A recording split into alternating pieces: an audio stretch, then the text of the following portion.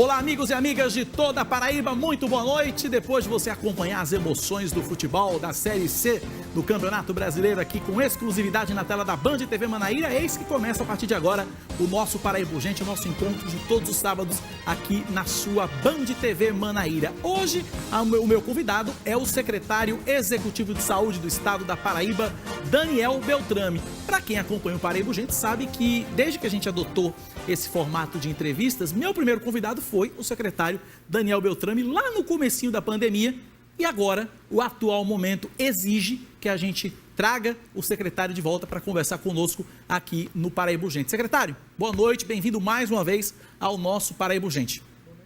Boa noite a todo mundo que está conosco aqui no Paraíba Urgente. Muito bem, o senhor foi o primeiro convidado do nosso programa, quando a gente adotou esse formato de entrevistas lá em maio.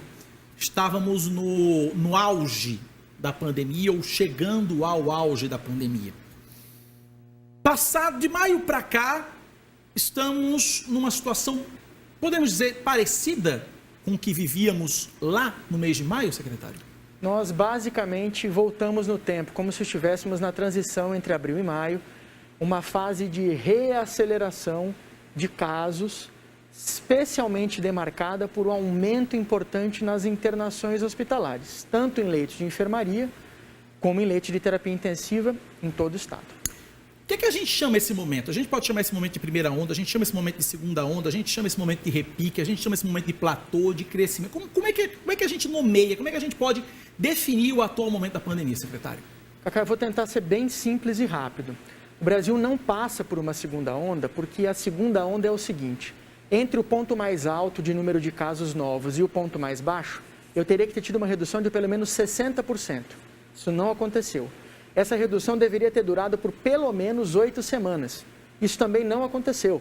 A Europa fez curvas de segunda onda e está começando uma segunda onda agora. Nós não chegamos a sair da primeira. Nós estamos vivendo um repique, um reaquecimento, fazendo uma segunda corcova, mas dentro da primeira onda ainda.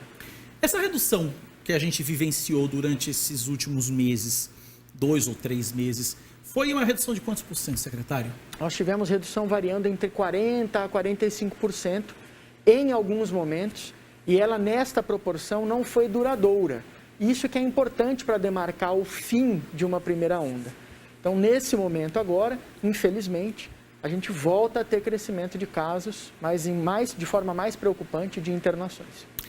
Muito se fala, e tem sido até o caminho mais fácil, atribuir esse momento, esse repique de casos, às eleições, ao período eleitoral. A gente sabe que realmente nós vimos pelas redes sociais, né, e pela TV, e pela imprensa em geral, nós vimos realmente aglomerações em todos os municípios, de todas as formas, o que você imaginar. Mas eu acho que também, secretário, e aí não sei se o senhor vai concordar comigo, é o momento de nós, enquanto sociedade, nós, enquanto população, fazermos também o nosso meia-culpa, assumirmos também a nossa parcela de culpa neste momento. Nós, e eu digo nós mesmos, e eu me incluo nesse nós, relaxamos, não foi? Cacá, você está absolutamente correto. A Covid é um problema complexo o suficiente para a gente não ter uma causa só para as coisas mais negativas que ela gera. É claro que o momento eleitoral foi um momento muito difícil. Nós vimos, todo mundo pôde observar. Mas ele sozinho não é capaz de explicar o que nós estamos vivendo. É só sair às ruas. As pessoas com menos de 50 anos, os adultos jovens em sua maioria, têm uma dificuldade enorme de usar máscaras. Em qualquer lugar. Quando a gente faz uma atividade física, a gente não precisa tirar a máscara. Basta que você escolha a máscara que te dá mais conforto, que não te dá uma sensação de sufocamento. Tem um sem número delas disponíveis. Quando eu vou para uma atividade de encontro com os meus amigos, a gente acaba também tirando a máscara, quando a gente, na imensa maioria do tempo, não pode fazer isso. E outra coisa, a gente não pode ficar promovendo encontros com pessoas que não moram nas nossas casas nesse momento. Porque é desses encontros que o vírus precisa para fazer o que ele está fazendo agora. Isso já é um recado para as festividades de fim de ano, secretário? Cacá, sem dúvida nenhuma. Para que a gente possa ter um Natal e um Ano Novo mais perto das nossas expectativas lá em 21, a gente vai precisar fazer um sacrifício agora. Ceia de Natal e a nossa passagem de ano, um momento de recolhimento, de reflexão, de estar junto com as famílias que não vão poder ter as pessoas que gostariam de ter na mesa porque perderam essas pessoas para a Covid, e a gente poder se resguardar e se proteger, um esforço importante até a chegada das vacinas. A Paraíba já deu uma lição para o Brasil, porque foi um estado que, comparativamente com os demais, não pagou o preço caro que a Covid cobra por causa do esforço das paraibanas e paraibanos. Vamos juntos mais uma vez, para a gente não parar de melhorar. O senhor falou na palavra mágica, a vacina. Como é que está a negociação, como é que está a articulação, como é que o governo da Paraíba, a Secretaria de Saúde, está tratando esse assunto e quando é que a gente pode já projetar uma chegada de uma vacina aqui na Paraíba já para aplicação nas pessoas? Levando em consideração que até agora nenhuma vacina foi liberada pela Anvisa, existem algumas negociações em nível nacional. Como é que está a questão da Paraíba, secretária, inserida nisso? Nós não paramos de discutir vacina em nenhum momento, tecnicamente, dentro da Secretaria. O nosso plano para organizar as campanhas, guardar, distribuir, levar as vacinas até as pessoas que vão precisar recebê-las, ele está pronto. Mas você traz um elemento que é muito importante. Sem o registro, mesmo que emergencial, nenhuma vacina é vacina, é apenas um insumo farmacêutico ativo. Nós precisamos dessa etapa cumprida para que a gente possa ter clareza de quando mesmo fica viável fazer a distribuição. Mas nós aqui no Estado estamos conversando com a imensa maioria dos fabricantes para compreender com eles também que prazos são esses e que parcerias nós podemos estabelecer. Qual é a mais possível de... Qual é que a negociação está mais avançada? É com a Coronavac junto com o Instituto Butantan? É com a Pfizer? Como é que está? O secretário-geral do Medeiros fez uma conversa com o superintendente do Butantan, o Dr. Dimas Covas, no sentido de estabelecer as relações bilaterais.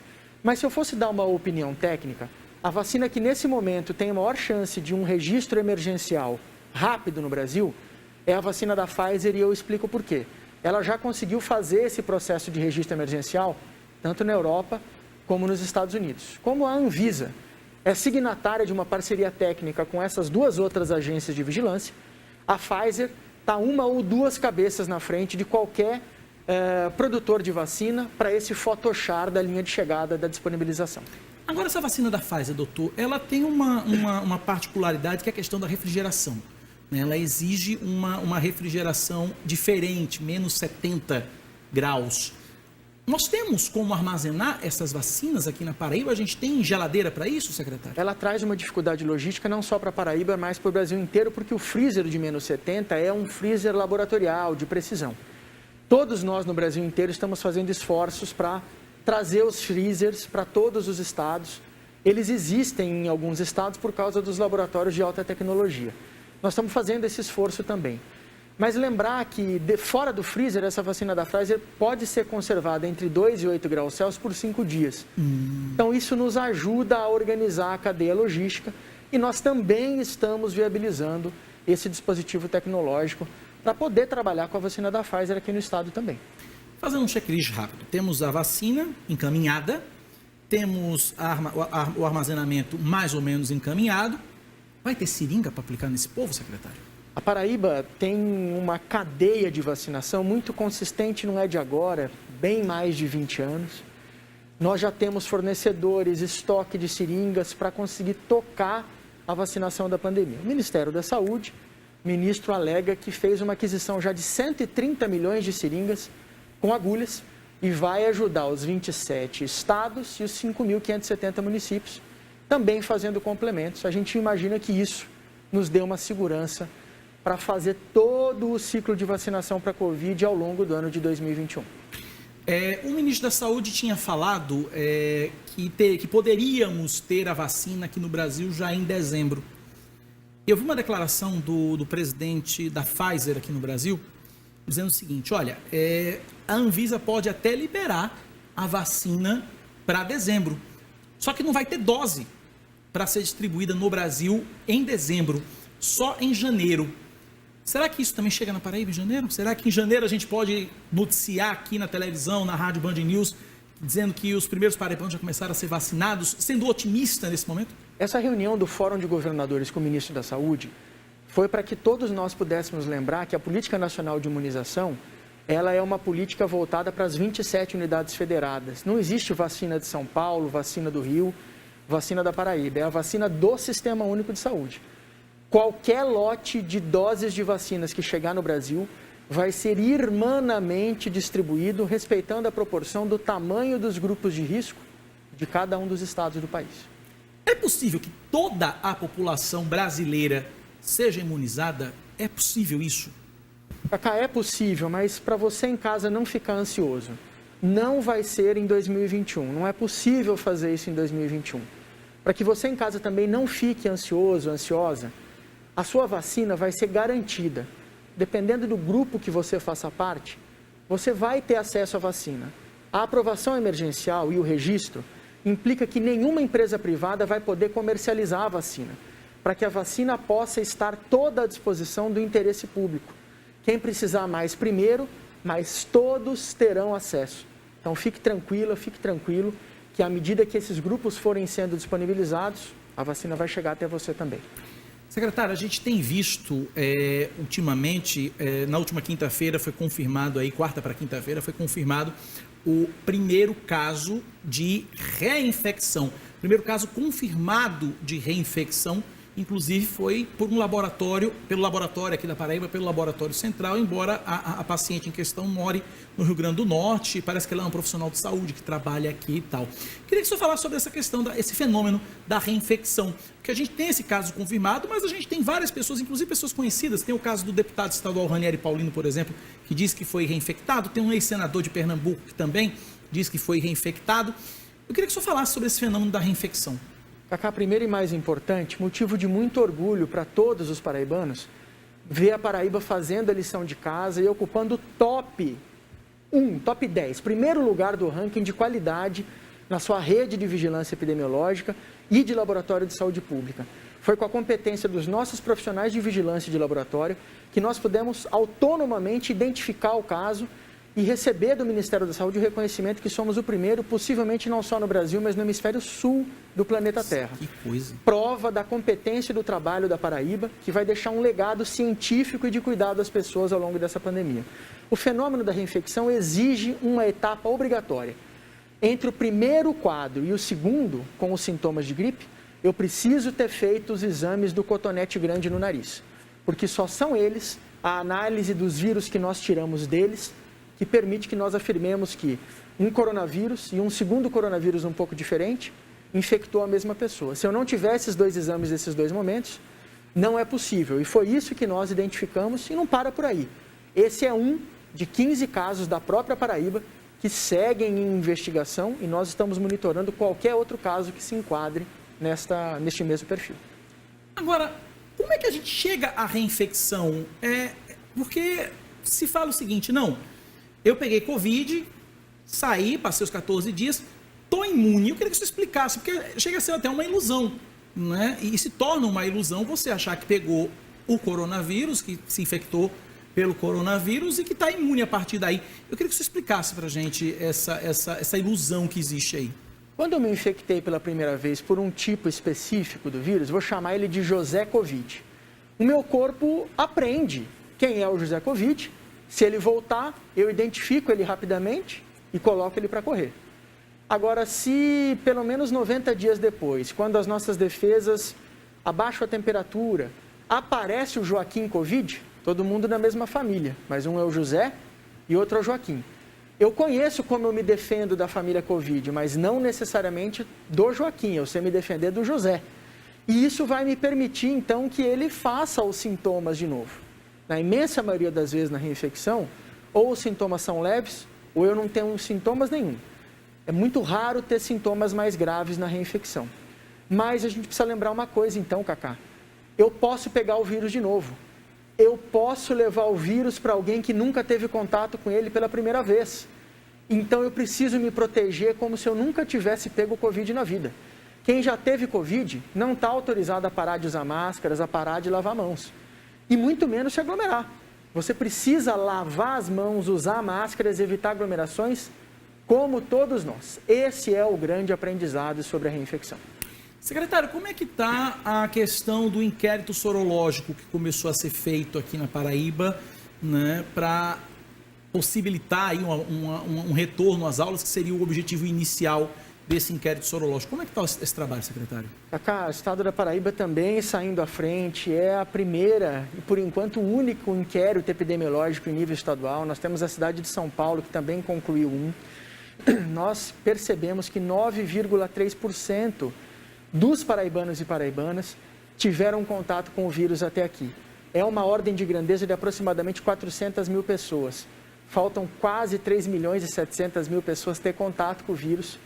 Para fazer esses contatos, mais de 3.300 pessoas perderam as suas vidas. Não vai dar para chegar numa imunidade populacional 40%, 50%, que é o que pararia o vírus, sem uma vacina. Isso custaria em vidas um preço impagável.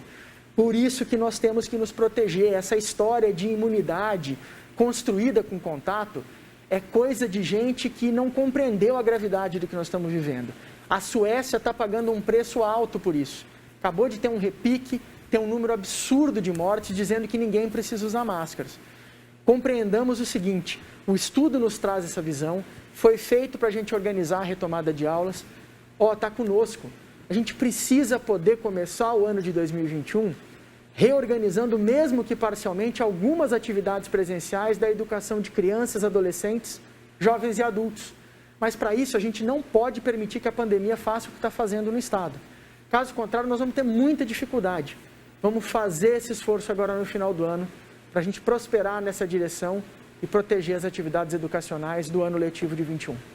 Eu tenho 1 minuto, secretário, e eu quero que o senhor aproveite esse minuto final do programa para passar a mensagem para o nosso telespectador da forma que só o senhor sabe fazer e faz muito bem. Por favor. Olha, eu me recordo muito bem o imenso número de vezes que eu entrei na casa de vocês para impedi-los de dar um abraço em alguém, pedindo que, por favor, nós não façamos isso, porque o problema desse nosso inimigo é que ele vive dos nossos encontros. Não tenho dúvida nenhuma, e eu sei o quanto isso dói em você, dói em mim também. A gente precisa poder virar esse jogo, a gente precisa poder voltar a abraçar as pessoas. A boa notícia é que isso está nas nossas mãos. Vamos terminar 2020 fazendo o maior esforço que a gente fez juntos até aqui. Se proteja, cuide muito bem desse bem precioso que você tem, e juntos, eu não tenho dúvida nenhuma, que a gente vai chegar nesse abraço o quanto antes. Conversei com o secretário executivo de saúde do estado da Paraíba, doutor Daniel Beltrame. Doutor Beltrame, mais uma vez, obrigado por ter vindo aqui no nosso Paraíba Urgente. Eu espero que na próxima vez que o senhor venha aqui no programa, que seja por uma boa notícia, que seja por uma boa causa, né, para que a gente possa festejar e dizer para a Paraíba que a gente conseguiu vencer esse coronavírus. Obrigado, secretário. Eu que agradeço, que Deus abençoe a todos nós. A nós todos. A você de casa também, obrigado pela audiência, obrigado pela companhia. Fique agora com o Jornal da Band. Não esqueça, Deus é bom em todo tempo Deus é bom. A Band na Paraíba é a TV Manaíra. E mais do que nunca, se cuide, se proteja, use máscaras, higienize bem as mãos, porque o vírus está aí, não flexibilizou para ninguém. Um abraço, até sábado que vem. Tchau.